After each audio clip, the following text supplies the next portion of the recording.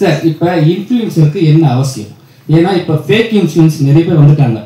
So உங்க சங்கத்துல fake influence எல்லாம் வந்து பார்த்து எடுப்பீங்களா இல்ல அவங்க வந்து அப்ளிகேஷன் கொடுத்தவனே எல்லாமே அப்டேட் பண்றீங்க? இல்ல இன்ஃப்ளூயன்சர்ஸ் அவங்களுடைய முன் பின் நடத்தைகளை பார்த்து தான் நாம வந்து இதுல உறுப்பினராகவே சேர்க்கிறோம். நிறைய வந்து உறுப்பினர்கள் சேருவதற்காக விண்ணப்பங்கள் வந்தும் கூட நிறைய உறுப்பினர்கள் இன்னும் சேர்த்துக் கொள்ளப்படவில்லை.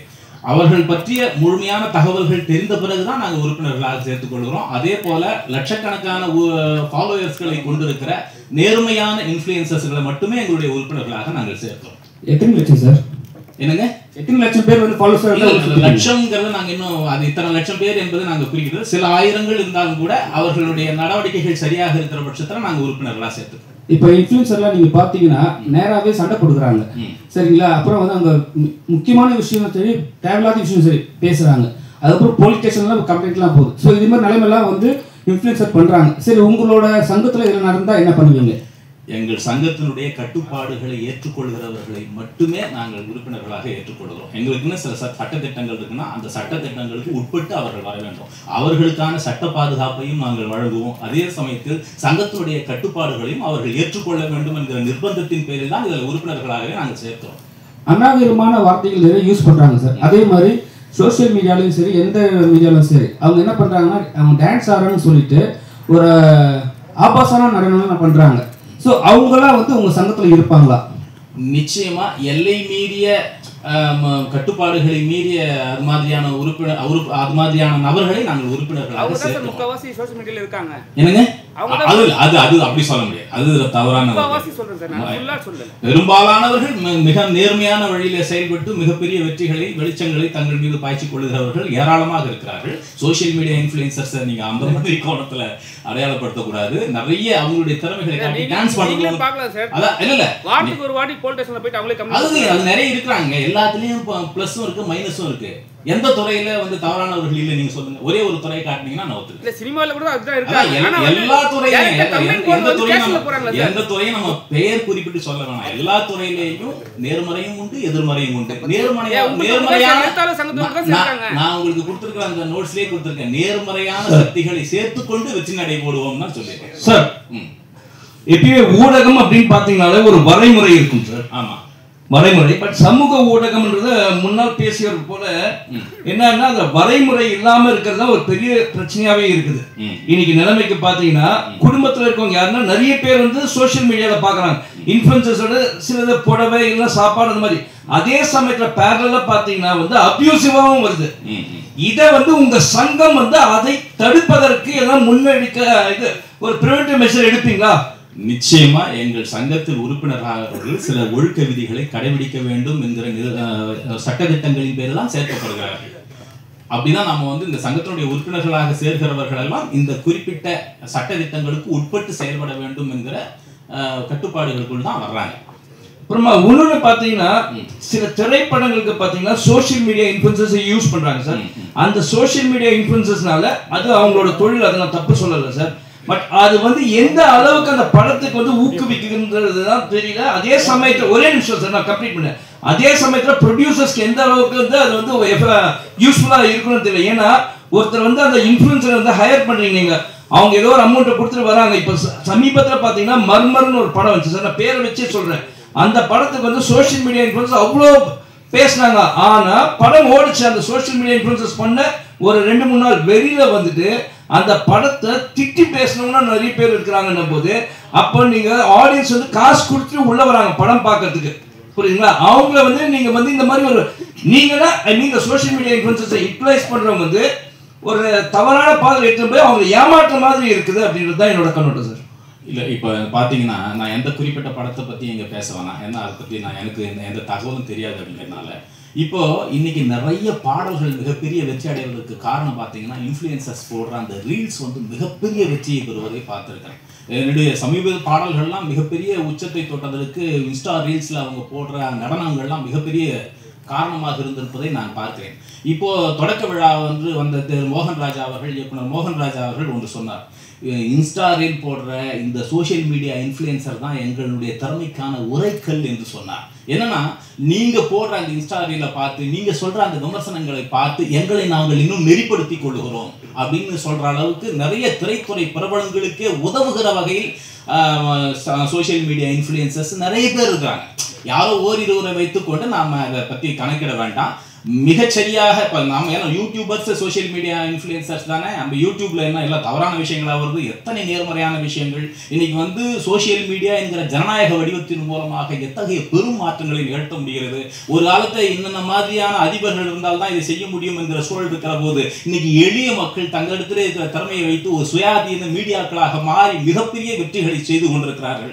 பெரிய அதிகார வர்க்கங்களை நோக்கி தைரியமாக கேள்விகளை எழுப்புகிறார்கள். அவர்களுக்கெல்லாம் ஒரு பாதுகாப்பாக இருக்க வேண்டும் என்கிற நோக்கத்தில் தான் இந்த சங்கம் உருவாக்கப்பட்டிருக்கிறத விட எல்லா விஷயத்திலும் எதிர்மறைகளும் இருக்கும். அதை பற்றி எல்லாம் நம்ம யோசிக்காமல் தான் வெற்றி நடை போட வேண்டும். சார் சோசியல் மீடியால இங்க சோசியல் மீடியால இருக்காங்கன்னு சொல்றீங்க, நல்ல நல்முறை பண்றவங்களும் இருக்காங்கன்னு சொல்றீங்க.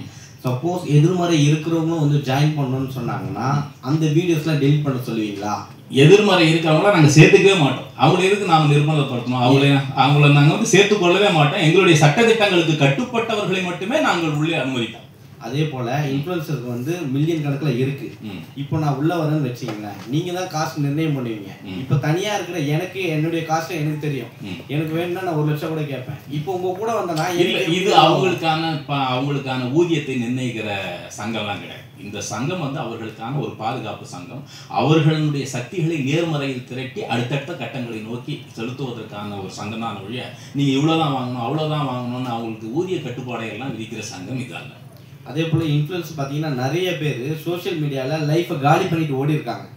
அந்த மாதிரியான இன்ஃப்ளூயன்சர்லாம் எப்படி பார்க்க போறீங்க? எந்த மாதிரி தரத்துல வைக்க போறீங்க? நம்ம நெகட்டிவ் பத்தியே யோசிக்க வேணாம். அவங்கள யாரும் நம்ம உள்ளே அனுமதிக்க போகுது.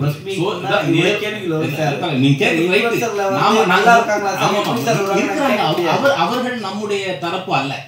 நம்ம அசோசியேஷனுக்குள்ளார வர்றவங்க நேர்மறையான சிந்தனையோடு தங்கள் வாழ்க்கையை அமைத்துக் கொள்ள வேண்டும், மிகப்பெரிய வெற்றிகளை இதில் வந்து முன்னோக்கி செல்ல வேண்டும் என்று நினைக்கிறவர்கள் தான் நாம் நம்முடைய உறுப்பினர்களை வழிய ரொம்ப தப்பாகவே யோசிக்கிறோம். அதை நான் பேசும்போதே சொன்னேன், இது ஒரு கத்தி மாதிரி, கூர்மையான கத்தி தான். அதை நேர்மையான வழியில் பயன்படுத்தினால் பல்வேறு சாதனைகளை நிகழ்த்த முடியும் என்று அதனால தான் நான் சொன்னேன். என்னுடைய துவக்க உரையிலே அந்த பதில் உங்களுக்கு இருக்கு. சார், முன்னணி பாடலாசிரியர் விவேகாத்திரி ஒரு சோஷியல் மீடியா இன்ஃப்ளூயன்சர்ஸ் அசோசியேஷனை வந்து ஸ்டார்ட் பண்ணி தலைவர் ஆகிறதுக்கான காரணம் என்ன சார்?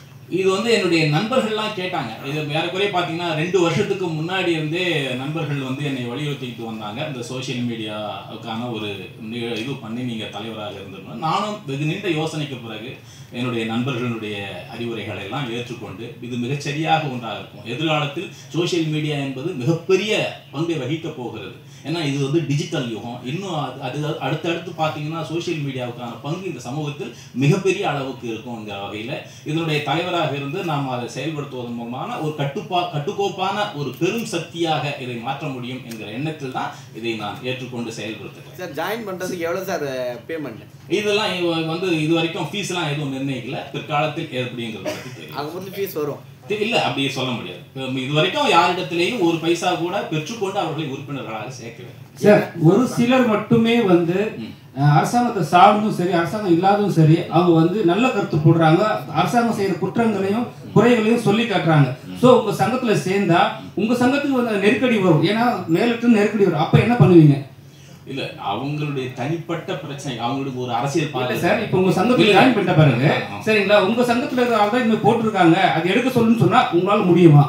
இல்ல இப்போ ஒரு உறுப்பினர் இருக்காருன்னா அவருடைய அரசியல் பார்வை வேறாக இருக்கும். அவருடைய அரசியல் பார்வையை நாம நிர்ணயிக்க முடியாது. அவருடைய அரசியல் பார்வையோ இல்லை சினிமா குறித்த அவருடைய அபிப்பிராயத்தையோ நாம இந்த கட்டுக்குள்ளாரதான் நீங்க இருக்கணும் அப்படின்னு சொல்லிட்டு அவங்களுக்கு ஒரு காவா போட்டு இதுக்குள்ளார பயணிங்கன்னு சொல்ல முடியாது. அவங்களுடைய உரிமைகள் சார்ந்து அவங்க இயங்கலாம். அவங்க அது மாதிரி பிரச்சனைகள்ல சிக்கி கொள்கிற போது ஒரு தேச துரோகத்துக்கு பண்றாங்க, அல்லது ஒரு சாதிய பிரச்சனைகளை கொண்டு வருகிறார்கள், அது மாதிரி வந்து வரையறை மீறி போகிறவர்களுக்கான பிரச்சனைகளில் சங்கம் தலையிடாது என்று அவர்களிடத்தில் நாங்கள் சொல்லி தான் உறுப்பினர்களாக சேர்க்கிறோம். அதனால இந்த அந்த நெறிமுறைகளோடு நடந்து கொள்ளும். இப்போ அமைப்பு சாரா உறுப்பினர்களாக இருக்கிற அமைப்பு சாரா கலைஞர்களாக இருக்கிற அவர்கள் ஒரு அமைப்பின் கீழ் வரும்போது இன்னும் கட்டுக்கோப்பாடு இயங்குவார்கள் என்கிற ஒரு சிந்தனையில் தான் இது உருவாக்கப்படுது. சார், டிக்டாக்ங்கிற செயலி வந்து முன்னே இருந்தது, அதுதான் பயங்கர ஃபேமஸ் எல்லாருமே. இதில் இன்ஃப்ளூயன்சர் வந்து இன்ஸ்டாகிராம் அந்த மாதிரி வராங்க. அதுலேயே பார்த்தீங்கன்னா நிறைய பேர் பைத்தியகாரத்தனமாலாம் பண்ணிட்டு இருக்காங்களே. இப்போ பார்த்தீங்கன்னா வாட்டர்மெலன் ஸ்டார் சூப்பர் ஸ்டார் சொல்கிறாங்க, அவங்களே பேர் வச்சுக்கிறாங்க. ஸோ இதெல்லாம் எப்படி பார்க்க போறீங்க? ஏன்னா கோமாளிகளும் இருக்கிறாங்க. இது வந்து யாரையும் குறிப்பிட்டு பேர் குறிப்பிட்டு கேள்வி கேட்க வேணாம். இது யாரை குறித்து நம்ம தனியாக பேசுறதுக்கு இதில் ஒன்றும் இல்லை. அவங்க சமூகத்துக்கு ஏதேனும் பிரச்சனையாக இல்லாத பட்சத்தில் ஏதோ ஒரு வகையில தன்னை வெளிப்படுத்துறாங்க. அது தெருவில் போகும்போது டீ கடையில் ஒரு 10 பேர் இருக்கும்போது ஒருத்தன் சத்தமா பேசினாலே அது ஒரு அட்டென்ஷன் சீக்கிங் தான். அட்டென்ஷன் சீக்கிங்காக சமூகத்துக்கு பாதிப்பு ஏற்படாமல் ஒருத்தர் வந்து இன்ஃப்ளூயன்ஸாக செயல்படுறாருன்னா அதை நம்ம குறையா சொல்ல முடியாது. எல்லாருமே காந்தி தாத்தாவா இருக்கணும்னு நம்ம ஆசைப்பட முடியாது. அவங்களுக்கான அதை நம்ம யாரையும் குறிப்பிட்டு சொல்ல வேணாம், பேர் குறிப்பிட்டு சொல்ல வேணாம். எந்த மீடியா இன்னைக்கு இன்ஃப்ளூயன்சர் அதிகமாக பாலியல் ரீதியா டான்ஸ் ஆடுறதும் பாலியல் ரீதியா அந்த மாதிரியான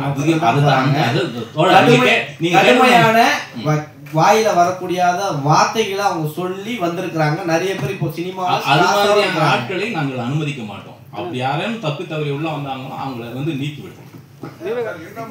சார் விவேகா சார், என்னன்னா எனக்கு வந்து ரொம்ப பெரிய வருத்தம் ஒன்று.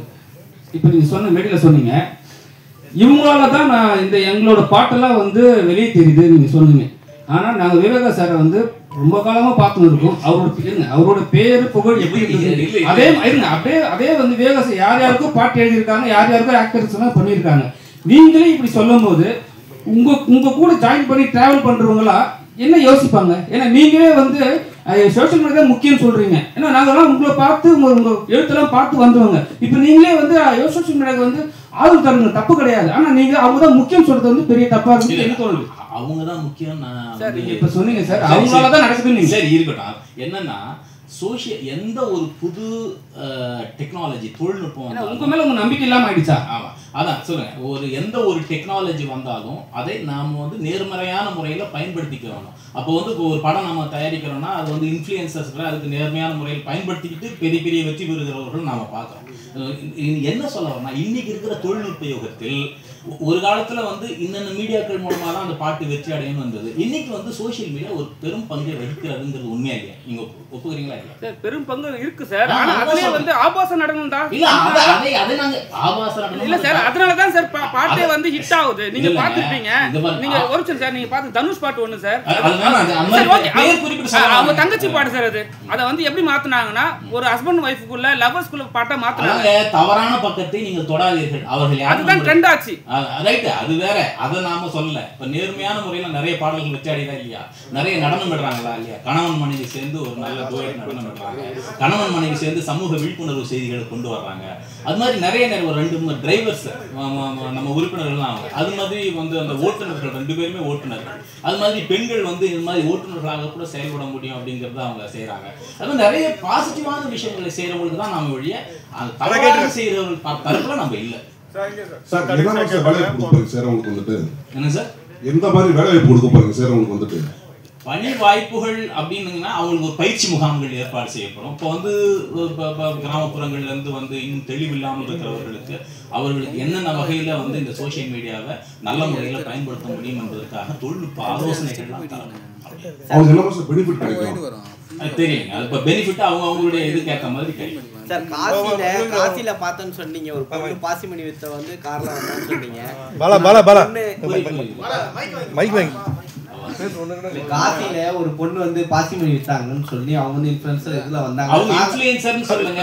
சோஷியல் மீடியா மூலமா எப்படி ஒரு சாதாரண ஒரு நபர் வந்து திடீர்னு உச்சத்துக்கு போக முடியும்ங்கிறது ஒரு உதாரணம் நான் சொன்னேன். அவங்க சோஷியல் மீடியா இன்ஃப்ளூயன்சர், அவங்க வீடியோ அவங்க சோஷியல் மீடியா இன்ஃப்ளூயன்சரே பத்தி அவங்க சோஷியல் மீடியா என்ற ஊடகத்தை பத்தி சொன்னாங்க. இல்ல அதுல இருந்த காமிச்சோம் எல்லாம் ஓகே. இன்னைக்கு அவங்க வெளியே வர முடியல அப்படின்னு சொல்லி ஒரு போட்டிருந்தாங்க. அதே அதை பாத்தீங்களா? வெளியே வர முடியலன்னா அவங்க கூட்டமா நாங்க ஒரு டீ கடையில நிக்க முடியல, என்னால பிரபலமானவர்கள் எல்லோருக்கும் இருக்கிற சிக்கல் தான். இதை எப்படி நீங்க சால்வ் பண்ண போறீங்க? இதெல்லாம் நாங்க சால்வ் பண்றதால